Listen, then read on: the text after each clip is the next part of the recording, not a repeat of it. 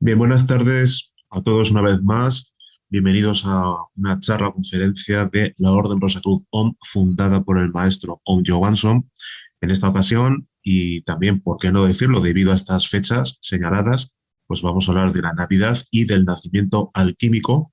Vamos a ver realmente qué relación tiene lo que es los trabajos alquímicos enfocados a la realización, tal como decían los alquimistas, de la gran obra, y lo que es la Navidad. Bien, pues todos los años, como decía, en el occidente llamado siempre, entre comillas, cristiano, y mucho habría que decir precisamente, y mucho habría que hablar, no solo una charla, habría que hablar varias de lo que hoy llaman cristianismo y de lo que era realmente el cristianismo original. Pues todos los años, decíamos, adviene una celebración totalmente teñida de mercantilismo, negocio y totalmente, lamentablemente, desvirtuada. La Navidad, acontecimiento extraordinario, donde el nacimiento del Redentor del mundo se produce como un hecho cósmico. El nacimiento de Jesús el Cristo es el nacimiento de, según el cristianismo, el Salvador del mundo. Todo lo relacionado con la Navidad contiene un simbolismo eh, extraordinario, pero ante todo tenemos que comprender realmente que lo que significa la Navidad es realmente el nacimiento del Cristo, y hay que llegar a comprender profundamente qué o quién es Cristo. Y también, como es obvio, el nacimiento realmente es un nacimiento alquímico.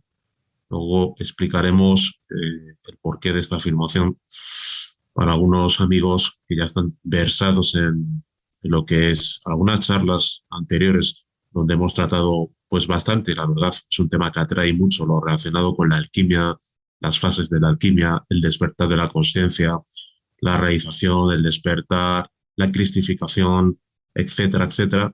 Pues saben muy bien eh, entrelazar, relacionar pues el tema del nacimiento del pesebre, el tema del nacimiento del Cristo y lo que es la obra alquímica. Pero no está de más el hecho de que hoy, insisto, en estas fechas, podamos relacionar pues ambas cuestiones, y vamos a ver, para los amigos que no tienen conocimiento del hecho, no tienen conocimiento de esta relación, pues van a llegar a comprender realmente lo grandioso que es este conocimiento, ¿no? Al cual nosotros, por supuesto, tiene que ver con lo que es la enseñanza de la Rosa y la Cruz, ¿no? Bien, aquí estamos viendo una serie de diapositivas que hacen mención pues, de los antecedentes de la Navidad en el paganismo, en el mitraísmo, el famoso Dios invicto, de los misterios de Mitra. Realmente, como decía anteriormente, en la conformación original del cristianismo tenemos prácticamente toda una cristianización, si vale la expresión, pues de conocimientos antiguos, paganos, gnósticos, etcétera, etcétera. Bien, eh, como decíamos, el nacimiento de Cristo es un acontecimiento cósmico, es un nacimiento alquímico y tiene relación con todo el trabajo de la gran obra, expuesto por los mismos alquimistas medievales en sus tratados de alquimia que tanto furor hicieron en la Edad Media. Ante todo, el ser humano, el animal racional, llamado rey de la creación por muchos, no es rey de nada, y generalmente la ignorancia, o lo ignora todo, mejor dicho, sobre sí mismo. No nos referimos a que ignore cuestiones relacionadas con la biología del cuerpo humano, con lo que es su anatomía, nos referimos a su estructura psíquica y al estado de su conciencia. El hombre es un ente durmiente, su conciencia se encuentra totalmente dormida, actúa mecánicamente. La condición psicológica del ser humano, que se considera normal, es alguien con la conciencia despierta. Y la conciencia, el budatta, la esencia, la chispa divinal, no despierta por casualidad. El animal racional, tal como lo expresa el maestro Johansson, es un trío de materia, energía y ego. Y el ego está constituido por cientos, miles de yoes, como vemos en la diapositiva. Decíamos cientos, miles de yoes que mantienen prisionera, adormecida a la conciencia. Lo que normalmente se expresa a través de eso que es el animal racional, es ego. los yoes. La conciencia debe de despertar si queremos liberarnos de la esclavitud del ego y queremos de nuevo religarnos con la divinidad. Recordemos que etimológicamente religión, religare, significa volver al seno de lo divinal, romper el bucle de nacimientos y muertes, la rueda samsárica que nos mantiene esclavizados a este mundo y nacer como maestros del fuego y la luz. Aquí vemos realmente, pues, un pequeño símbolo de lo que estamos viendo, ¿no? Hay un libro muy interesante de Guillot de Guibry, que es la gran obra, y tenemos el árbol de la Navidad con el pentalfa maravilloso en la parte superior, en el vértice superior del árbol.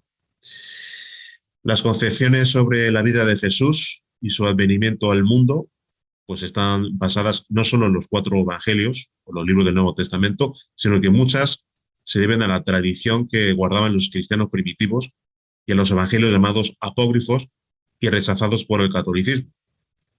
Rechazados no porque contengan información que no sea veraz, sino simple y llanamente a los evangelios reconocidos, a los evangelios que llaman sinópticos, digamos que son sinópticos porque contienen pues prácticamente los mismos acontecimientos relatados por los evangelistas, pues con alguna que otra mención que no aparecen en uno u otro, pero prácticamente se basan en lo mismo, siendo realmente estas fuentes donde encontramos pues los nombres con los que hoy designamos a los Reyes Magos, pues a los padres de la Virgen María, al asno, al buey y a la cantidad de detalles pues sobre el nacimiento e infancia de Jesús.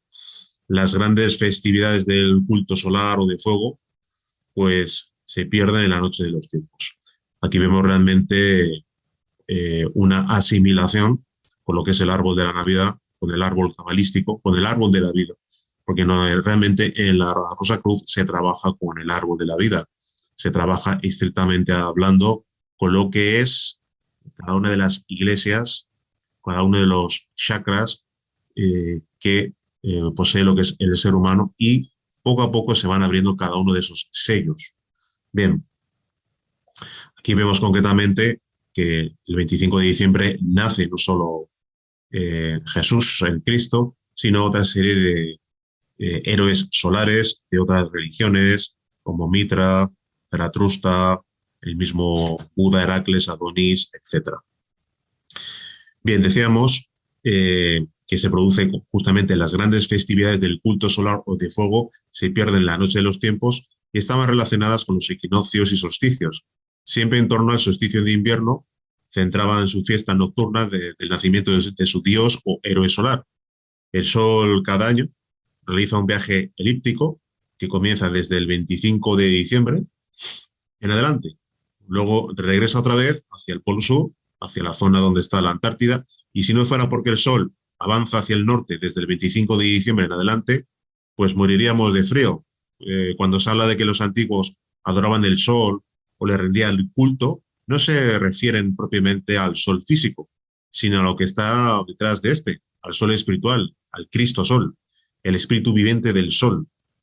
Los evangelios siempre han relacionado al gran maestro Jesús con la luz, el fuego, la iluminación, etc. Los Edas germanos citan a Cristos, el dios de su teogonía, nacido el día de Navidad, 25 de diciembre, a la medianoche. Lo mismo que los cristificados Odín, Wotan, Beleno. Los druidas celebraban ese día encendiendo grandes hogueras. Los egipcios fijaban el nacimiento de Horus a final de diciembre, y de igual manera sucede con el dios solar Mitra, como hemos mencionado anteriormente, de origen persa, que luego adoptaron posteriormente los romanos.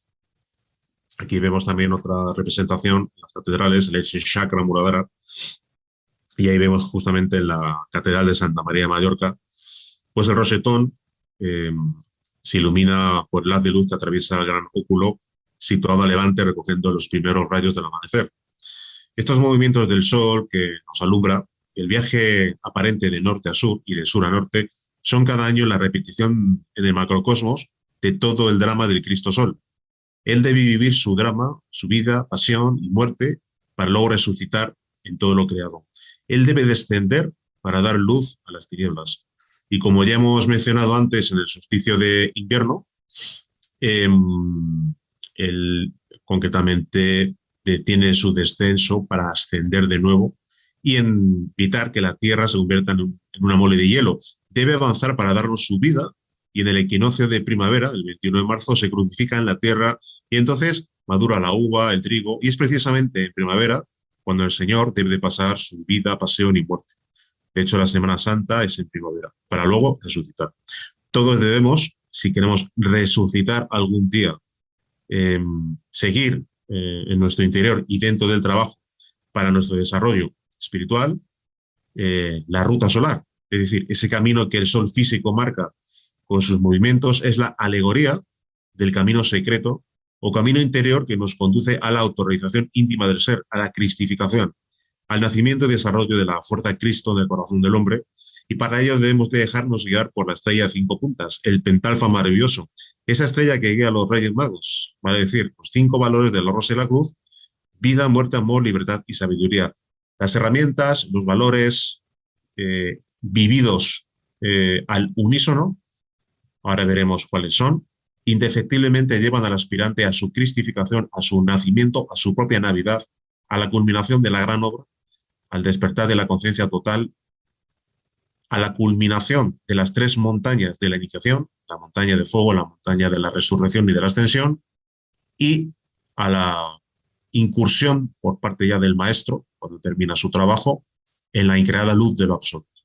Pues bien, esos 5 valores están constituidos por la vida. Cuando se habla del valor de la vida, hablamos concretamente de que realmente todo tiene en su base la energía sexual. No hay ni un solo ser que no haya nacido del sexo. Y justamente en las prácticas de transmutación utilizamos esa energía para alimentar a la conciencia, a la esencia, al Buddha, a la chispa divina. Para poder despertar, el Buddha necesita un aporte de energía. Y cuando realizamos las prácticas de transmutación alquímica de energía sexual, estamos dotando de altos átomos de voltaje crístico para que el Buddha tenga esa opción de poder despertar. Por supuesto, hablamos del valor de la vida y hablamos de ese despertar, pero obviamente si solo realizáramos las prácticas de transmutación, pues posiblemente realizaríamos una magnífica práctica, pero debemos de vivir los 5 valores de la Rosa Cruz al unísono para lograr el objetivo del despertar. Dentro del valor de la vida existen 3 tipos de transmutación. La primera es la que estamos viendo en esta diapositiva, que es la transmutación unipolar. Es la transmutación para personas que no tienen todavía su pareja, pero justamente con la transmutación unipolar alguien puede llegar sin ninguna duda al despertar de la consciencia. Otra cosa muy distinta es que esa consciencia se desarrolle, pero perfectamente se puede llegar a ese despertar.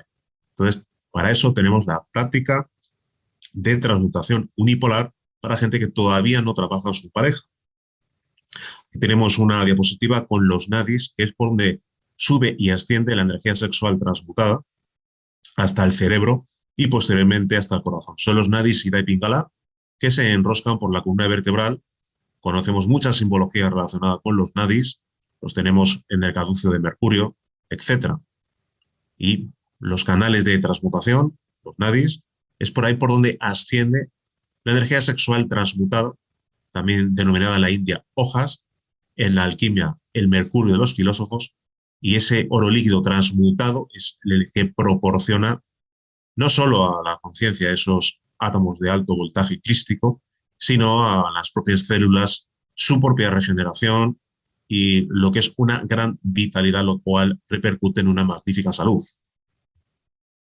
Bien, tenemos luego el segundo tipo de transmutación, que es la transmutación bipolar. Aquí ya trabajamos con la pareja hombre-mujer, mujer-hombre, pero todavía no hay contacto sexual. Como vemos en la diapositiva, tenemos esta joven pareja cogidos de las manos y ahí, cogidos de las manos, cada uno realiza la práctica de transmutación unipolar.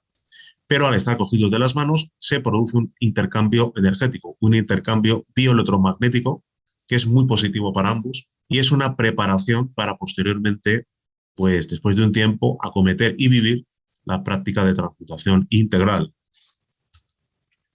En la transmutación integral, y tenemos alguna representación medieval de la misma, ahí ya sí que hay contacto sexual, es el llamado arcano solar, el arcano AZF, la magia sexual, lo que es el Tantra blanco u el Advaita Yoga. El Advaita Yoga, donde realmente la clave de este gran secreto mantenido siempre en secreto en todos los tratados del conocimiento antiguo, pues es justamente la conexión del lingam yoni con el sexual, pero con la gran importancia de no llegar al orgasmo y no eyacular. Lo que se produce es una magnífica transmutación, una magnífica sublimación energética, realizando esa energía la misma o el mismo recorrido por los nadis Ida y Pingala, tal como hemos comentado antes, en la práctica de transmutación unipolar. De la misma manera, en la transmutación integral, la pareja vive en connubio sexual, sin orgasmo y sin eyaculación, la transmutación de sus energías y las lleva igualmente hasta el cerebro y hasta el corazón. Pues bien, el valor de la vida implica trabajo de transformación de la energía, transformación del enseminis en energía sexual transmutada. Como ya hemos dicho, algunas denominaciones, el mercurio de los filósofos, hojas, es energía sexual transmutada, como se quiera denominar.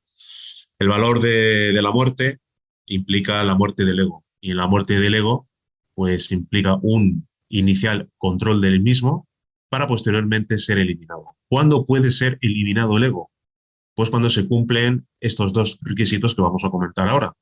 El primer requisito es llegar al despertar de la conciencia, y el segundo requisito es despertar el fuego sagrado de Kundalini. Esa simbología que aparece pues, en algunas iconografías, en alguna literatura medieval, o en lo que es la propia mitología artúrica, esa espada de Excalibur extraída de la piedra, no es nada más ni nada menos que la fuerza de Kundalini, ese fuego sagrado, la particularización de la Divina Madre en el iniciado, que poseyendo ya el fuego sagrado despierto en sí mismo, puede entonces permitirse el lujo de eliminar los yoes. ¿Qué implica esta afirmación? Pues implica sostener y afirmar, tal como continuamente especifica el maestro Johansson en los libros de la orden, pues afirma simple y llanamente que no se puede eliminar ninguno de los yoes si no se posee fuego sagrado. Una cosa es controlar los yoes, pero otra cosa muy distinta es eliminarlos. Y se puede realizar en el estado en el que nos encontramos un magnífico control de los yoes, lo que se expresa en definitiva por lo que es la máquina humana, lo que el animal racional, lo que cada uno de nosotros se expresa realmente es ego. Lo que tenemos que realizar es un debilitamiento del ego, controlar la expresión yoística para invertir justamente esa situación. Si lo que se expresaba a través del animal racional es el ego, pues lo que tenemos que hacer es ir debilitando el mismo con su control, evitar su manifestación, evitar la manifestación de los yoes, la manifestación egoica o yoística, para poco a poco, en un momento dado, pues que se pueda en un momento dado activar lo que es la presencia de la conciencia viviendo lo que posteriormente vamos a explicar con la herramienta o el valor de la libertad. Con lo cual, la muerte es la muerte del gran problema que nos acusa, que es la muerte del ego. Continuando con los valores, hemos hablado del valor de la vida, el valor de la muerte, el valor de la libertad. Nadie es libre si está sometido a las cadenas del ego, y nadie es libre si no aprende a vivir conscientemente. Tenemos que aprender a vivir conscientemente, pero si estamos sometidos continuamente a lo que es el dominio y la esclavitud del ego, realmente es arduo complicado pues, adquirir esa conciencia. Pero en la orden tenemos solución. Realmente si vivimos la herramienta, si vivimos el valor de la libertad, aprendemos a dividir la atención en tres aspectos. La división de la atención consciente en tres la denominamos la práctica del Iau-Om. ¿En qué consiste? Simple y llanamente, en un momento dado, utilizamos dos conceptos, el autorrecuerdo y la autoobservación. El autorrecuerdo, o el recuerdo de sí, implica autorrecordarnos continuamente como consciencias. ¿Quién soy? ¿Realmente quién soy? Sin perder esta noción, pues extendemos nuestra atención, ya en este caso con la autoobservación, hacia lo que estamos haciendo en un momento dado. Y sin perder la noción de nuestra individualidad y sin perder la noción de lo que estamos haciendo, extendemos nuestra autoobservación hacia el lugar en el que nos encontramos, hacia nuestra ubicación. Por eso la denominamos la práctica del Iau, I de individualidad, A de acción y U de ubicación. Aunque no es obligatorio, es de gran ayuda y si alguien quiere, a la vez que realiza esta práctica, podemos internamente mantralizar el mantra OM con la cadencia de los latidos del corazón y realmente lo que hacemos es concentrar justamente la atención. ¿Cuál es el gran problema relacionado con la atención? ¿Cuál es el gran problema relacionado con la hipnosis y con el sueño continuo del ser humano? La mente continuamente está enviando pensamientos, ideas, proyecciones del pasado, proyecciones posibles, proyecciones del futuro, no está centrada. Para aprender a vivir conscientemente, sin injerencias de la mente, rompiendo o poniendo un muro de contención a lo que es la interacción de la mente, podemos en un momento dado vivir perfectamente el IAU continuamente. De esa manera aprenderemos de instante en instante a vivir una vida consciente. De eso se trata, el valor de la libertad. Y por último, el valor del amor y de la sabiduría. ¿Qué implica el valor del amor? Bueno, el valor del amor implica amar a nuestro prójimo más que a nosotros mismos y no hay mayor amor al prójimo que darle gratuitamente la enseñanza Rosacruz, que es lo más preciado que nosotros tenemos y que consideramos que es lo más valioso y lo más necesario en estos tiempos convulsos en los que vivimos. Y por otro lado, el valor de la sabiduría implica hacer la voluntad del Padre. Hacer la voluntad del Padre implica despertar conciencia, pero, mientras tanto, siempre acudir al Padre, a nuestros divinos padres, para cualquier práctica, para cualquier cuestión y, sobre todo, sentirles a nuestro lado continuamente. La combinación, la vivencia del valor de la vida, la muerte, el amor, la libertad y la sabiduría llevan indefectiblemente al aspirante, al iniciado, al despertar de la conciencia y a vivir su propia Navidad. Sin ninguna duda, obviamente esto va a ser así. Con respecto al Cristo cósmico, la Navidad hace referencia fundamentalmente al nacimiento de Cristo. El Cristo no es un individuo, es una sustancia cósmica, es una fuerza, es un prototipo psicológico de perfección, una fuerza cósmica que está más allá de la personalidad, está más allá del yo, de la individualidad. Cuando un hombre se asimila a la sustancia de Cristo, en lo físico, en lo psíquico, en lo espiritual, se cristifica, se transforma en Cristo. Cristo es el alma solar, el espíritu viviente del sol. Y ahora comprendemos por qué los antiguos rendían culto al sol. No se trata de la adoración de un sol físico, sino lo que se oculta tras ese símbolo físico. Entre los chinos el Cristo es Fuji, entre los mexicanos antiguos es Quetzalcóatl, el Mesías. Entre los griegos es Zeus y entre los romanos es Júpiter. Entre los japoneses es Amida. En el viejo Egipto, Cristo es Osiris. También en la India milenaria, el nacimiento de Krishna y su vida es prácticamente como la de Jesús. Y de esta manera, el gran maestro Rosacruz, Yeshua Ben Pandira, no fue el primero ni tampoco el último que ha llegado a la cristificación. La natividad o la Navidad, el nacimiento de Cristo en el pesebre del mundo, pues es un acontecimiento realmente cósmico, solar y humano. Los eventos de la vida, pasión y muerte y resurrección deben realizarse en el fondo mismo de nuestra conciencia. Realmente la Navidad es un nacimiento espiritual y para encarnar al maestro interno, para realizar la gran obra de la santa alquimia necesitamos nacer como maestros y nacer del fuego y del agua. Sumergidos en el sueño profundo de nuestra situación actual, pues nada podemos hacer y menos si permanecemos impasibles. Realmente el camino es duro, pero es necesario morir místicamente para nacer. Es necesario eliminar los yoes, los defectos de tipo psicológico, y cada vez que se elimina uno de esos defectos, previo despertar de la conciencia y previo haber despertado el fuego sagrado, pues morimos un poco más y a la vez nacemos. El ser va naciendo en nosotros, nuestro maestro interno, pues poco a poco va despertando, se va manifestando, necesita un acondicionamiento y un trabajo previo por parte de su vehículo o bodhisattva o persona o alma humana. El nacimiento, por tanto, pues es el despertar de la conciencia. Este despertar adviene con la vivencia de los 5 valores de la Rosacruz. La antigua fórmula ocultista de fuego más agua igual a conciencia, pues es una realidad en aquellos que han sabido trabajar con el fuego y el agua. Existen diversas clases de fuego, pero el que más nos interesa es en su aspecto de poder eléctrico sexual, el fuat sagrado. Así como hay diferentes clases de agua, lo único que nos interesa es el agua lustral o argentada. Es decir, la sustancia más valiosa de todo el universo, el licor seminal, nuestro enseminis, nuestras aguas espermáticas, las aguas de la vida. El mercurio, mencionado por los alquimistas, es nuestro oro líquido. El mercurio de la filosofía secreta, todo lo que viene a la vida tiene su germen. Así, también, o es también con nuestro maestro interno, el cual nace de las aguas espermáticas. Recordemos las palabras del mismo maestro Onjo Wanso, que dice lo siguiente: todo el maravilloso poder solar contenido en la simiente humana es el poder del Cristo. Es el Cristo el que vive y palpita en cada átomo sexual. El Cristo no es un individuo, no es una persona. El Cristo es sustancia que se halla depositada en nuestras mismas glándulas sexuales. Todo átomo es un trío de materia, energía y conciencia. Y toda conciencia es triuna. Esa conciencia divinal, contenida en nuestra simiente, es una emanación de eso que es Dios.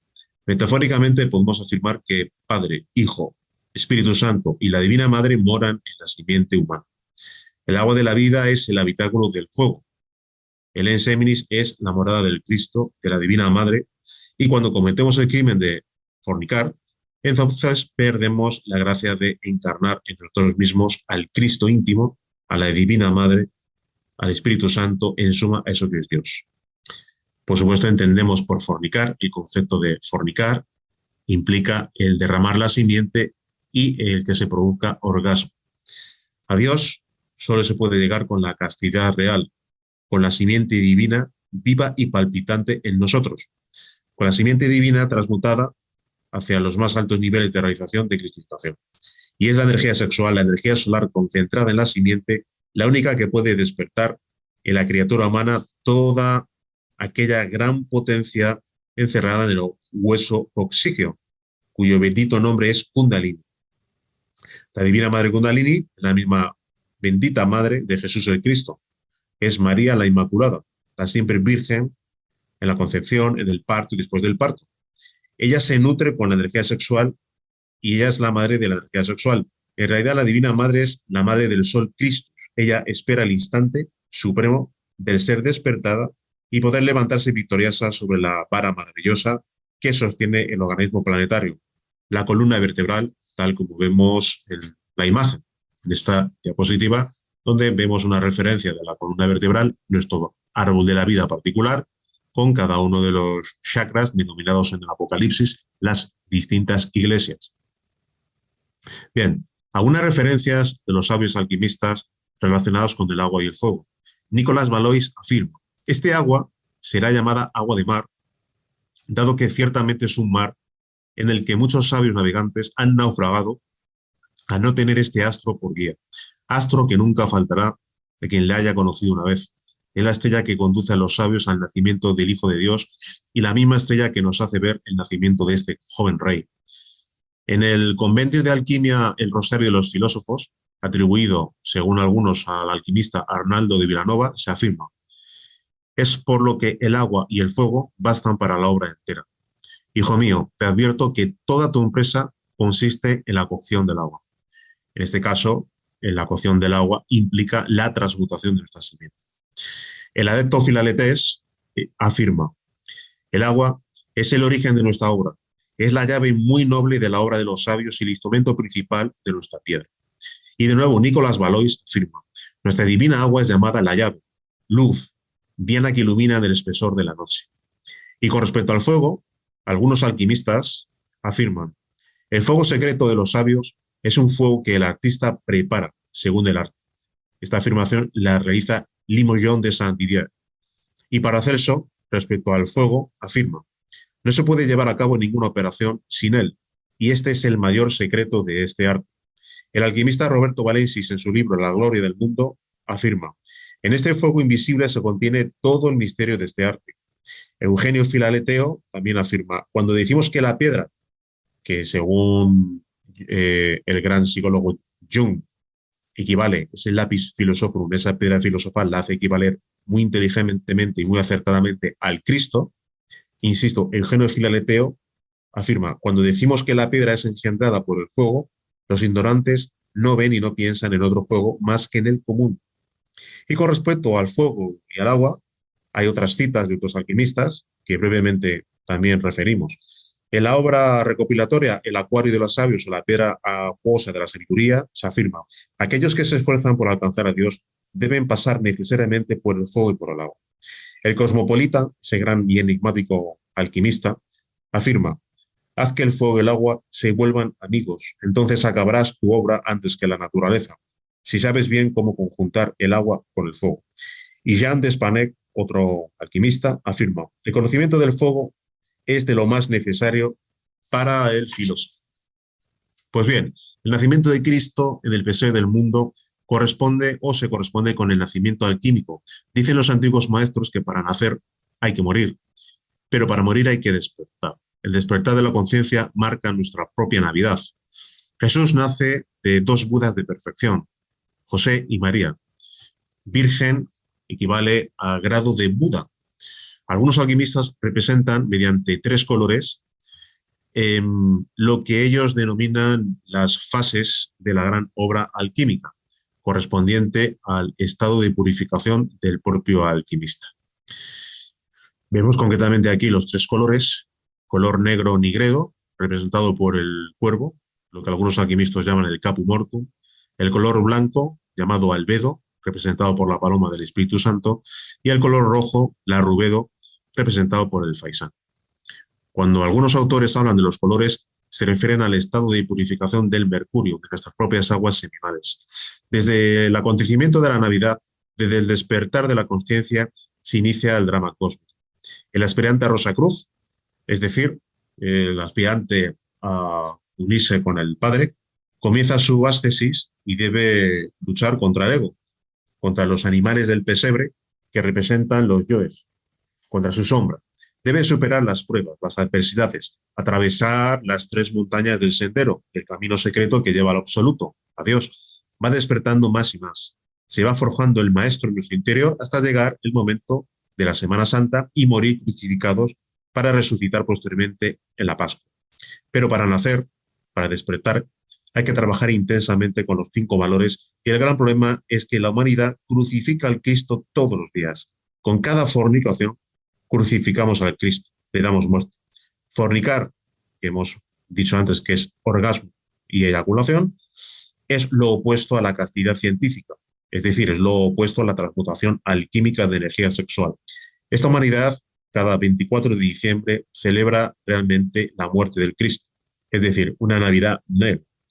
Navidad blanca pura es sinónimo de castidad, de intensa actividad sexual mediante la transmutación. Solo podemos nacer alquímicamente si aprendemos a sublimar y transmutar con las aguas de la vida, con el enseminis, y ahí se encuentran los átomos del Cristo.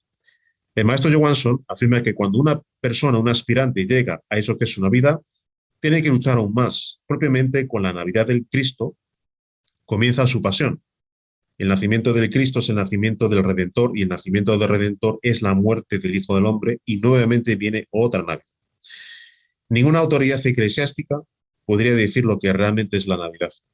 La fecha en la que se debe celebrar el nacimiento de Cristo cósmico se ha convertido en una negra noche de despilfarro, avaricia, ambiciones, resentimiento, hipocresía, dolor. En todo el mundo cristiano, llamado así por la tradición, afirma el maestro, y convencionalismo, y porque así conviene pues a los intereses creados, ya sea por los comerciantes u otros de otra naturaleza, incluso religiosos, podemos decir en muchas de las ocasiones, viven soñando con la Navidad. Para los comerciantes, la Navidad en realidad es un negocio. Con el nacimiento del Cristo, ellos hacen caja. El Cristo lo venden desde su nacimiento. Todos los seres cristificados que tuvieron que nacer en el pesebre del mundo no vivieron una feliz Navidad, como afirma el maestro Johansson. Probablemente con su nacimiento esotérico, en su natividad, empezó para ellos una vida pletórica de sacrificio, renunciación, aprendizaje constante y una preparación para eso que es la muerte en la cruz. Para nacer hay que morir, y para morir hay que nacer. Solamente quienes nacen en el pesebre del mundo pueden llegar al altar de la crucifixión, y cuando alguien nace, cuando alguien tiene su Navidad, cuando alguien logra nacer como el Cristo cósmico, para él se abren las puertas del sacrificio, de la renunciación, y empieza una vida de dolor, de angustiosas reflexiones, sublimes sacrificios, de imposibles renunciaciones, algo que no sabe a fiesta, alegrías, ni a regalos, ni a árboles con luces de colores. Hablar de la Navidad solo es posible para quienes tienen la conciencia despierta, y solo quienes tienen la conciencia despierta pueden comprender esa sublime fiesta. La Navidad blanca es tal solo para quienes viven en castidad científica, viviendo una vida pletórica de sexualidad con la transmutación sexual. La abismal Navidad la viven aquellos que deliran con la fornicación. La blanca Navidad es transmutación. Es el nacimiento del Cristo cósmico gracias al arcano solar, a la transmutación integral. La negra Navidad es lamentación, tristeza, alcohol, dolor, olvido de las penas y de la realidad. Cultos falsos, traiciones, odios. La blanca Navidad es amor, verdad, sacrificio. La blanca Navidad solo quiere dar su vida en aras de la verdad, de la luz crística de la Rosa Cruz. El Cristo cósmico siempre nace del sexo. El Cristo cósmico nace del prístimo vientre de la Divina Madre Cósmica. Todo ser cristificado comienza su nacimiento trabajando en el divino vientre de Isis, Maya, María, Isoberta, Kundalini. El fruto de las constantes transmutaciones cristaliza en el nacimiento del iniciado, del Cristo cósmico, siempre en el pesebre rodeado de bestias, es decir, de animales, de yoes. ¿Cuánto tiene que luchar y sufrir el iniciado? ¿Cuánto sacrificio tiene que voluntariamente ejercer en sí mismo para seguir avanzando en el sendero de la cristificación? Nacer es algo grandioso, pero apenas es el principio. El camino es largo, inmensamente largo, pero ha nacido el Cristo y no habrá quien le impida cumplir su función. No habrá nadie que impida cumplir su misión. Pero muy largo es el camino y por muy largo que sea, siempre llega el iniciado, el nacido Cristo, hasta la inmolación en la Suprema Cruz y de ahí a la resurrección. Las adversidades del mar de la vida nada pueden contra él. Podrán doblarse sus rodillas bajo el peso de la cruz, pero siempre levantará la frente y clamará y dirá y afirmará: Padre mío, si es posible, pasa de mí este cáliz, pero hágase tu voluntad y no la mía. Y así, haciendo la voluntad del Padre, llega a la sublime realización. Bien, con respecto, pues un poco a lo que tiene que ver con la simbología, ya hemos hablado que en la estrella de 5 puntas, hemos dicho anteriormente que es la estrella que guía a los magos hasta el establo, donde nace el Cristo. La vivencia de los 5 valores también nos ha de llevar a que un día nace el Cristo en cada uno de nosotros. Por eso, quienes aguardan la venida de Jesús de Nazaret por haber interpretado literalmente esa expresión, es porque no han penetrado en los misterios sagrados. El Cristo debe venir, sí, así es, pero debe venir desde el fondo mismo de la conciencia, de nuestra conciencia. Vendrá si nosotros nos preparamos desde el fondo mismo de nuestro corazón y vivimos esos 5 valores. No sería posible alcanzar, o no sería posible avanzar hacia la perfección de las perfecciones, hacia la perfección en la maestría, en tanto el Cristo íntimo no haya nacido en nosotros. El Cristo íntimo debe de eliminar de nuestra naturaleza psicológica las causas del error, los yoes, las yoes causas, la raíz profunda de los defectos de tipo psicológico, del ego.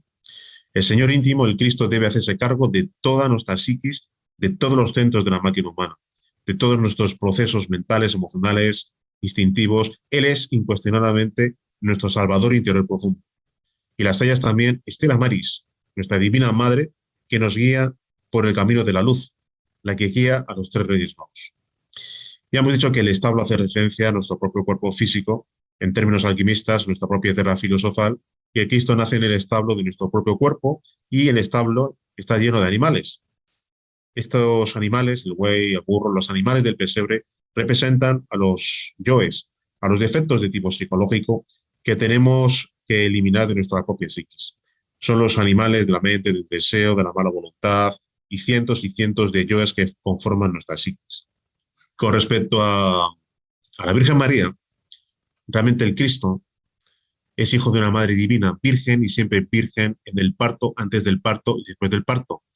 La madre divina tiene al niño en sus brazos. Ella es Kundalini, la serpiente ígnea de nuestros mágicos poderes. Sin la serpiente realmente no puede no se puede hacer nada. La serpiente de fuego, ese Espíritu Santo, es la Virgen Madre. Eh, Realmente durante el solsticio de invierno se levanta la constelación de Virgo por el horizonte. Virgo es la Virgen celestial y representa a todas las vírgenes del mundo. María, Isis, Juno, Demeter, Ceres, Cibeles. La Virgen hace que el niño nazca en la primera iniciación de misterios mayores, el futuro iniciado de la iniciación de fuego. María y José, aparte eran pareja, eran dos budas de perfección que querían realizar su obra. Dos maestros que se dedicaban a transmutar sus energías para que naciera realmente el niño de oro, pero en la parte interna. María es la bendita madre compañía. Herodes desea dar fin y matar al niño. El niño, vale decir, el iniciado, todo iniciado es un niño, está expuesto a la furia del deseo, el demonio del deseo, la furia de Herodes, quien desea dar fin al iniciado. Y la persecución es implacable. El reino de Herodes representa por todo lo que es deseo, placeres, distracciones, sistemas, circunstancias. Herodes era totalmente conservador y como tal defendía la tradición conservadora. Herodes defendía la vieja casta sacerdotal del pueblo de Judá. Herodes rechazará al Salvador. Los tres reyes magos, ya hemos dicho que algunos autores, dentro de lo que es la alquimia, algunos los hacen equivaler, tal como hemos dicho anteriormente, a los colores de la gran obra, el negro, blanco y rojo. En la alquimia se denomina, como hemos dicho, nigredo, albedo y rubedo. Maestro Johansson especifica que esos tres reyes magos corresponden a los tres lobos. Aquí tenemos la huida a Egipto. El iniciado busca el refugio del Egipto secreto, porque es perseguido. Y ese Egipto secreto es o se refiere a los templos internos de la loja blanca, en el cosmos astral, mental, causal. Allí es donde se estudia a los pies de los grandes maestros de la rosa y la cruz. Es allí donde se nos enseñan los misterios de la vida, la muerte, el amor, la libertad y la sabiduría. Y es así como logramos realizarnos primero como iniciados, maestros hasta alcanzar la perfección en la maestría. Prácticamente podríamos especificar que realmente ese Cristo pues es esa famosa piedra filosofal de los alquimistas medievales, y una vez que se han creado los cuerpos existenciales del ser, hay que llevarlos a la perfección. Algunos alquimistas o algún autor, como el mismo Carl Gustav Jung, cuando en algunos tratados medievales de alquimia se refieren al lapis philosophorum, a la piedra filosofal, esa piedra filosofal la hacen equivaler al Cristo. Y obviamente cuando alguien encarna el Cristo en sí mismo, pues entonces obtiene justamente pues lo que es el conocimiento realmente directo, lo que es el elixir de larga vida, o dicho de otra manera, ha encarnado en sí mismo y ha trabajado con las aguas espermáticas y se ha convertido en lo que es un hombre solar. Y, por supuesto, tiene perfectos conocimientos de medicina y puede realmente realizar auténticos prodigios, aunque eso realmente simplemente es una consecuencia del trabajo. No es la finalidad, sino la finalidad es la unión con eso que es la divinidad y liberarse de esta rueda samsárica. Con lo cual, eso que hemos llamado el drama cósmico, pues hemos mencionado que realmente comienza con eso que es el nacimiento en el pesebre y culmina justamente en la Semana Santa con la crucifixión, muerte y resurrección de eso que es el Maestro. Y ese drama cósmico que se vivió pues, en esa vieja Palestina representa ese trabajo interno y todos esos vericuetos y adversidades por las que debe de pasar en su propia vía crucis cualquier iniciado aspirante a que florezcan las rosas en su cruz.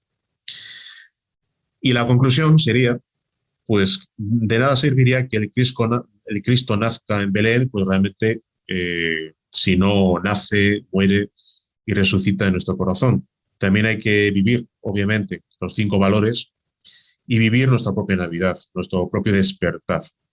La humanidad continuamente crucifica al Cristo y tenemos un conocimiento y una responsabilidad, y es hacer llegar justamente este conocimiento a los demás, sin esperar absolutamente nada a cambio, viviendo pues uno de los aspectos que es dar la enseñanza, que es el valor del amor, para nosotros día a día, segundo a segundo, vivir intensamente los 5 valores para llegar al despertar de la conciencia y despertar más y más, liberarnos del sueño, liberarnos del ego, cristificarnos y una vez que atravesemos las 3 montañas de la iniciación, la montaña de fuego de la resurrección, de la ascensión, habiendo vivido nuestro nacimiento alquímico, nuestra propia Navidad, y habiendo muerto en la cruz y resucitando, levantando a nuestro maestro interno, a nuestro Ira Navi particular, haber realizado la gran obra y sumergirnos en la luz increada de lo absoluto. Con lo cual, lo único que me quedaría por decir a todos los amigos presentes, de todo corazón, felicitarles y desearles una blanca y magnífica Navidad. Muchísimas gracias. Si alguien quiere realizar pues, alguna pregunta, pues, intentaremos responder. Muchas gracias. Hay una pregunta a través de Facebook, Rafael. Sí. Dice, ¿a qué se refiere con las 3 montañas? Es la pregunta de Josué Alberto Quirós. Pues es una pregunta muy interesante. Vamos a sintéticamente responderla. También podemos referir en el canal de la Orden Rosacruz en España. Tenemos una conferencia dedicada a la iniciación Rosacruz y ahí explicamos largamente las 3 montañas. ¿Qué son las 3 montañas? Las 3 montañas son, vamos a decirlo así, las fases por las que tiene que atravesar el aspirante para realizar todo el trabajo realizado relacionado con la Rosa de la Cruz. Esa gran obra a la que se refieren los alquimistas, porque realmente es una gran obra, la obra del Padre, existen 3 momentos, 3 grandes momentos. Lo que es la montaña de fuego, la montaña de la resurrección y la montaña de la ascensión. En cada una de esas montañas se producen pruebas en base a la lucha contra uno mismo, a la lucha contra los yoes, contra nuestra yo sombra, en definitiva, contra lo que es el ego. Y entonces el aspirante va atravesando pruebas y va consiguiendo lo que se llama iniciaciones conscienciales. No estamos hablando de iniciaciones a modo de entregar algo físico como un pergamino o algo que certifique a alguien, como se hace lamentablemente en otras escuelas, sino que todo lo relacionado con la iniciación, las pruebas y la adquisición de las iniciaciones de misterios menores o de misterios mayores, pues obviamente corresponde a algo consciencial. Para poder incursionar en las 3 montañas tenemos un sendero probatorio, que son 9 iniciaciones de misterios menores. En la montaña de fuego, pues tenemos pues las iniciaciones relacionadas con el fuego. Luego incursionaríamos en las iniciaciones relacionadas con los misterios divinos de la luz y luego empezaríamos a trabajar justamente en lo que llaman los 12 trabajos de Hércules, en lo que es en la montaña de la resurrección, para eliminar la causa de los yoes. Trabajaríamos en el infierno de cada uno de los planetas del sistema solar.